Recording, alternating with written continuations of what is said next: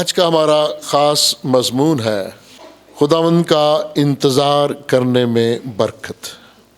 ہم میں سے بیشتر ایسے لوگ ہیں جو امسال بہت ساری مشکلات کا شکار رہے۔ نہ صرف اس دیش میں معاشی مسائل نظر آتے ہیں، سماجی مسائل نظر آتے ہیں، بلکہ دنیا جہاں کے ہر ملک میں اسی طرح افراتفری ہے، اور پھر ابلیس زوروں پر اپنا کام کر رہا ہے۔ بے راہ روی کا دور ہے یہ۔ نوجوان نسل خداوند سے دور جا رہی ہے، اور بزرگ رہنما، والدین، استاد بھی نئی نسل کو سکھانے کے لیے سست روی کا شکار ہے، جبکہ خداوند کا زندگی بخش کلام ہمارے ہاتھوں میں ہے، اور خداوند کا کلام ہمیں بار بار تنبیہ کرتا ہے اور ہمیں یاد دلاتا ہے کہ تم بھٹک گئے ہو، اپنی بری روشوں سے باز آؤ، اس رویا کو سامنے رکھو، اس ارشاد اعظم کو سامنے رکھو۔ کیوں خدا نے آپ کو اس دنیا جہاں میں بھیجا ہے؟ کیوں اس دیش میں زندہ اور قائم رکھا ہے؟ کیوں ہم غیر اقوام سے بہتر نہیں ہیں؟ کیوں ہمارا رویہ اور چال چلن ان سے بہتر نہیں ہے؟ کیوں ہماری اخلاقیات گراوٹ کا شکار ہے؟ اس گزرے ہوئے سال میں ہم نے کیا کھویا، کیا پایا؟ کیا ہم خداوند سے وفادار رہے؟ کیا ہم اس کی شریعت کو سامنے رکھتے ہوئے اس پر عمل کر سکے؟ کیا اس کا زندگی بخش کلام جو ایک بہترین روحانی غذا ہے، اس کو حاصل کرنے میں کامیاب ہوئے؟ کیا ہم نامی مسیحی ہی رہے؟ ان ساری باتوں کا جائزہ آپ ضرور لیں، اور پھر اپنے آپ کو تیار کریں کہ ہم نے نئے سال میں اپنے آپ کو کیسے بدلنا ہے۔ کیا نئی سوچ کے ساتھ، نئی امنگوں کے ساتھ، نئے جوش اور نئے ولولہ کے ساتھ، یا تھکے ماندے انسان کی طرح، مایوس انسان کی طرح، دکھ سے بھرے انسان کی طرح، نا امید انسان کی طرح، ایسے انسان کی طرح جسے اپنا مستقبل تاریک نظر آتا ہو، یا ایسا انسان جو اس قدر مایوس ہو کہ وہ یہ کہے کہ میرا پرانا سال بھی ایسا ہی تھا اور نیا بھی ایسا ہی ہوگا؟ نا امیدی گناہ ہے، نا امیدی کمزوری ہے۔ عزیزو، ان باتوں کو ذرا تھوڑی دیر سوچیے گا۔ ہمارا معیار کیا ہے؟ ہم کیا سوچتے ہیں؟ ذہنی پستی کا شکار تو نہیں؟ میں جب اپنی اس پیاری کلیسیا پر غور کرتا ہوں تو سوچتا ہوں کہ خداوند نے اس کلیسیا کو بے شمار نعمتوں اور برکات سے نوازا ہے۔ آج کے دور میں جتنا شعور ہماری اس کلیسیا کو ہے، شاید دیہاتی کلیسیاؤں کو اتنا نہ ہو، لیکن پھر بھی ہم نے وہ کردار ادا نہیں کیا، وہ خدمت کا معیار نہیں اپنایا، وہ خوشخبری دوسروں تک نہیں پہنچائی جس کا حکم ہمیں ملا ہے، جو ہمیں کرنے کو کہا گیا ہے۔ کلیسیا اس حد تک کام نہیں کر سکی جس حد تک ہمیں کرنا چاہیے تھا۔ کلیسیا میں جوش اور ولولے کی کمی رہی، روحانی بیداری کی کمی رہی۔ ہم نے بڑی کوشش کی کہ بہت سارے پروگرام کرائیں، ہم ہر روز 2 3 نئی کلیسیوں میں اور پرانی کلیسیوں میں جاتے ہیں، لیکن ہم محسوس کرتے ہیں کہ دنیا داری بڑھ گئی ہے، خداوند سے دوری بڑھ گئی ہے۔ ابلیس دن بدن کلیسیاؤں میں اپنے پنجے گاڑ رہا ہے۔ کیا ہم ابلیس سے شکست کھانا چاہتے ہیں؟ کیا آپ اپنے آپ کو اس سال میں شکست خوردہ انسان سمجھتے ہیں؟ ہرگز نہیں۔ ہم خدا کے لوگ ہیں، اے یہوہ دے لوگ اس تے رکھو ایمان، کیوں جو بھاری نجات ہے وچ اس دے فرمان۔ ہمیں خدا کے لوگ کہا گیا ہے، ہمیں ایماندار لوگ کہا گیا ہے۔ ایماندار لوگ خداوند کے نام سے ابلیس کو بھگا دیتے ہیں، خداوند کے لوگ ابلیسی قوتوں کا مقابلہ کرتے ہیں، خداوند کے لوگ مایوس نہیں ہوتے۔ اور عزیزو، ہم جس خدا پر ایمان رکھتے ہیں اس کے بارے میں لکھا ہے، یسایا نبی کا صحیفہ اس کا 40واں باب اور اس کی 28ویں آیت یوں مرقوم ہے، کیا تو نہیں جانتا، کیا تو نے نہیں سنا؟ بڑی حیران کن بات ہے، کیا تو نہیں جانتا، کیا تو نے نہیں سنا کہ خداوند خدائے ابدی و تمام زمین کا خالق تھکتا نہیں۔ ہم جس خدائے ابدی پر ایمان رکھتے ہیں وہ تھکتا نہیں، زمین کا خالق تھکتا نہیں، زمین و آسمان کا مالک تھکتا نہیں اور ماندہ نہیں ہوتا۔ اس کی حکمت ادراک سے باہر ہے، کوئی اس سے زیادہ یا اس سے آگے بڑھ نہیں سکتا۔ ہم جس خداوند پر ایمان رکھتے ہیں اس کی حکمت کا اندازہ کرنا مشکل ہے۔ اور عزیزو، اس کی خوبی وہ تھکتا نہیں۔ جب ہم اس پر ایمان رکھتے ہیں تو یقیناً وہ وہی خصوصیات، وہی خوبیاں ہمیں عطا کرتا ہے۔ وہ تھکے ہوئوں کو زور بخشتا ہے، اگر ہم تھک جائیں تو زور بخشتا ہے، ہم تھک جائیں تو توانائی عطا کرتا ہے، وہ ہمیں ناتواں نہیں ہونے دیتا، وہ ہمیں توانائی، قوت عطا کرتا ہے۔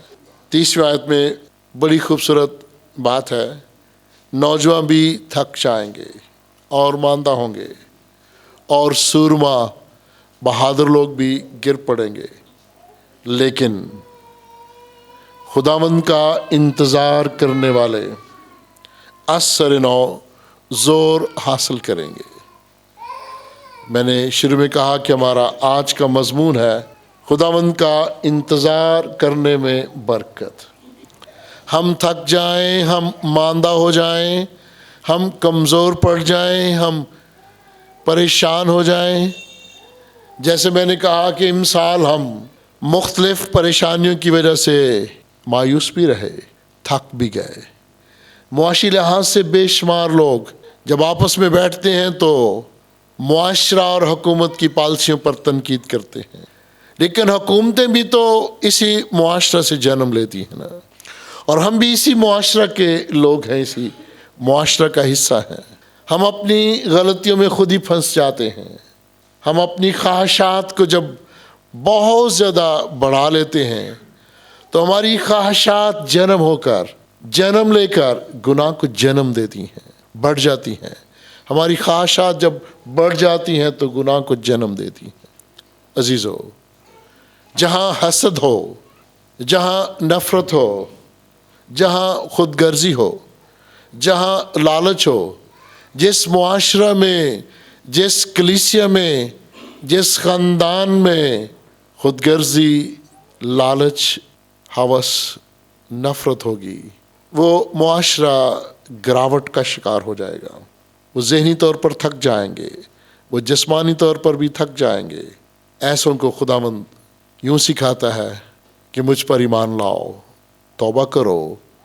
اگر پچھلے سال میں آپ ان فضول باتوں کا شکار رہے، بیماریوں کا شکار رہے، ان غیر شرعی باتوں کا شکار رہے تو انہیں چھوڑیے گا، خداوند پر اعتماد کیجیے گا۔ داؤد نبی اپنی زندگی میں بے شمار مشکلات کا شکار رہا، اور ہم دیکھتے ہیں کہ وہ ہر بار خداوند کے حضور جھکتا ہے عاجزی اور انکساری کے ساتھ۔ 40ویں زبور میں داؤد نبی لکھتا ہے، میں صبر دے نال آس رکھ کے یہوہ دی کردہ سا انتظاری، تد اس نے میرے تے ترس کھا کے سنی میری ساری آہوزاری۔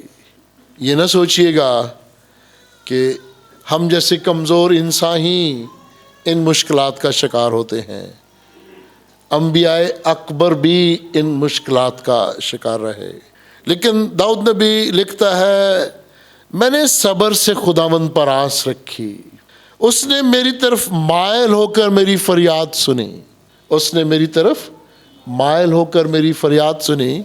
اور شروع میں یہ کہہ رہا تھا کہ آپ خداوند سے ڈائریکٹلی دعا مانگا کریں، کسی کو بہت بڑا رہنما سمجھ کر اس کے پیچھے نہ بھاگیں، خود دعا مانگیں، خود خداوند سے اپنا تعلق اور ناطہ مضبوط کریں۔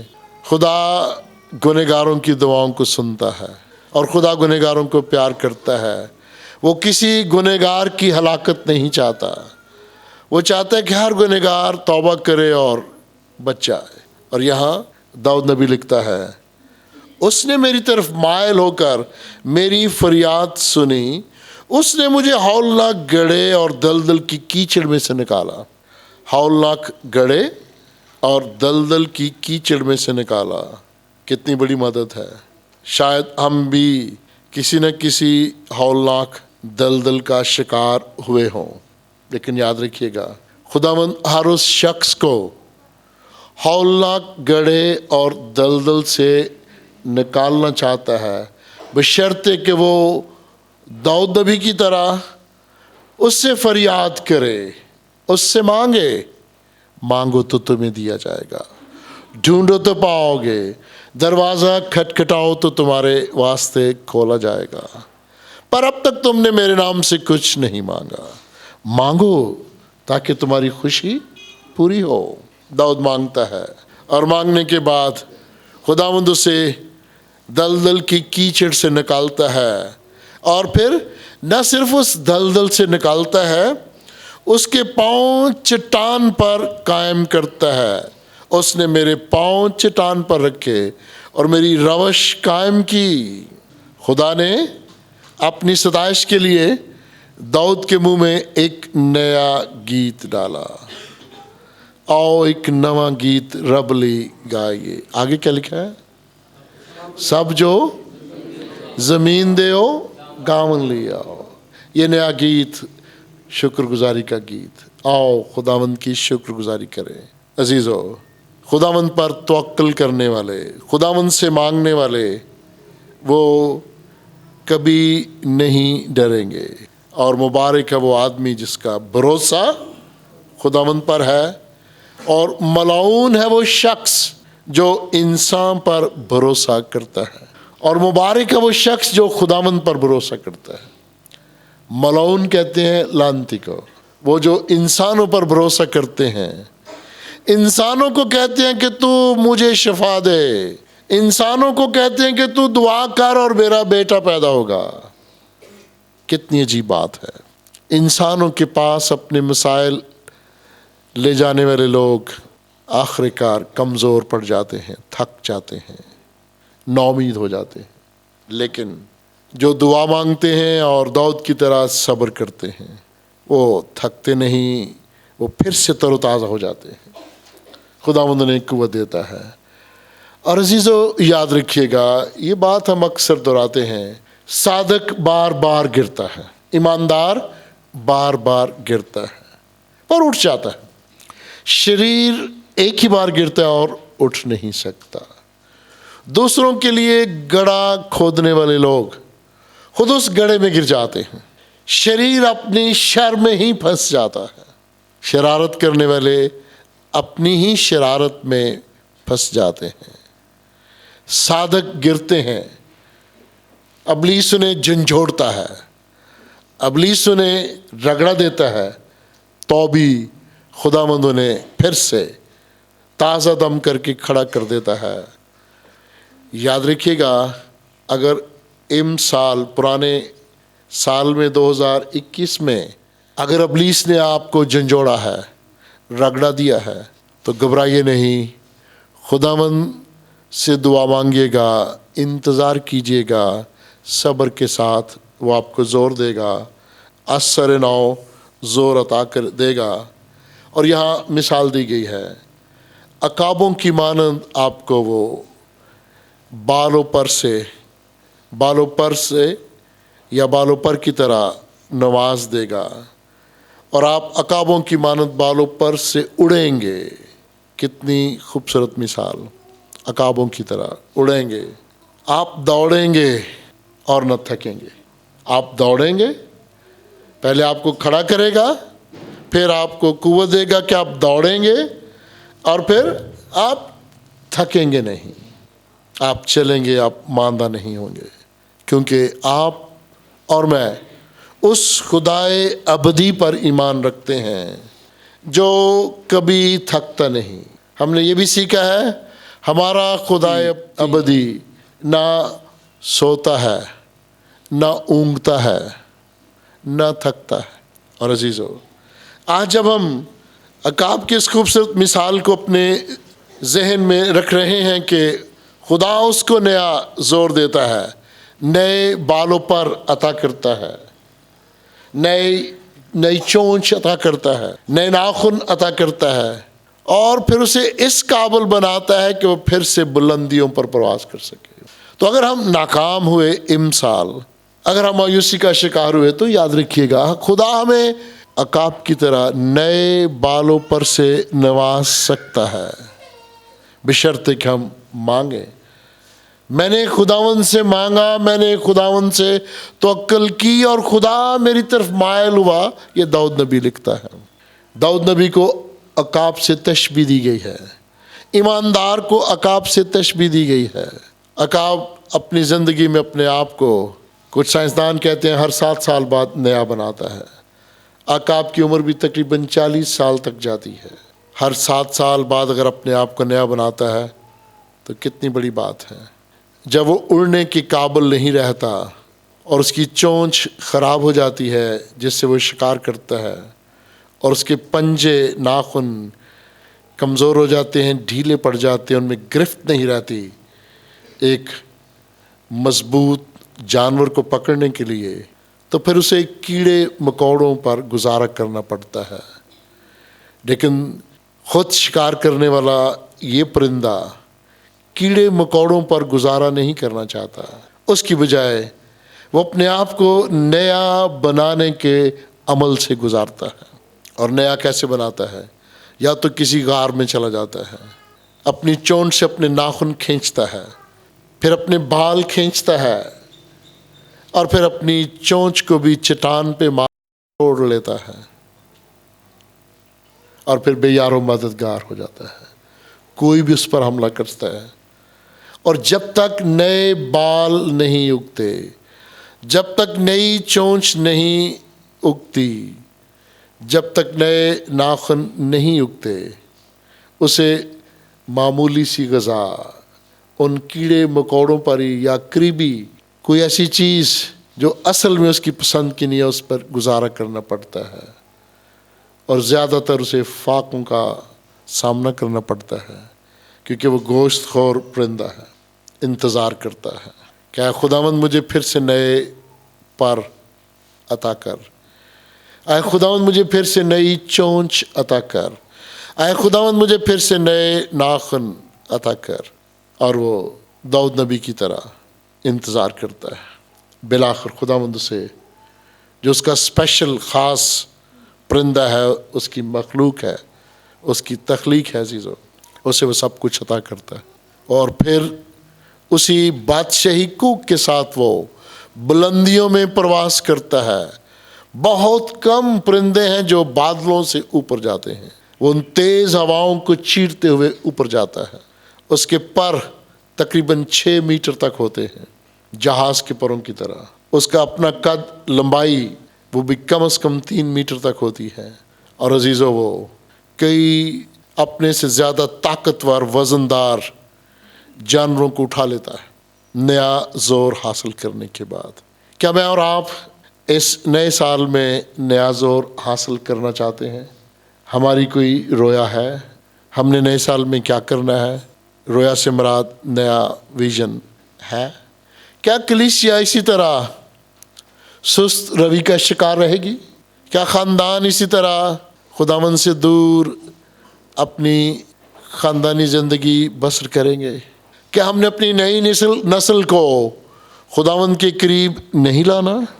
اگر خدا عقاب کو نیا زور عطا کرتا ہے، نئی زندگی عطا کرتا ہے، تو عزیزو آپ اور میں تو اشرف المخلوقات ہیں، ہم سب سے اعلیٰ مخلوق ہیں۔ اعلیٰ مخلوق کے لیے تو یقیناً خداوند نے خوبصورت انعام رکھے ہیں نا، خوبصورت وعدے ہیں نا۔ خداوند کے اس خوبصورت زندگی بخش کلام میں زبور 103 میں لکھا ہے، اے میری جان خداوند کو مبارک ہے اور اس کی کسی نعمت کو فراموش نہ کر، وہ تیری جان کو बहाल करता है, वो तेरी बदकारी को बख्शता है, वो तुझे तेरी बीमारियों से शिफा अता करता है, वो तेरी जान को हलाकत से बचाता है, वो तेरे सर पर शफकत और रहमत का ताज रखता है। और मैं समझता हूँ शफकत और रहमत का ताज बहुत बड़ी नेमत और बहुत बड़ा इनाम है अशरफुल मखलूकात इंसान के लिए। खुदा की शफकत होना, इससे बड़ा इनाम अज़ाज़ और क्या हो सकता है? खुदावंद की रहमत होना, इससे बड़ी नेमत और क्या हो सकती है?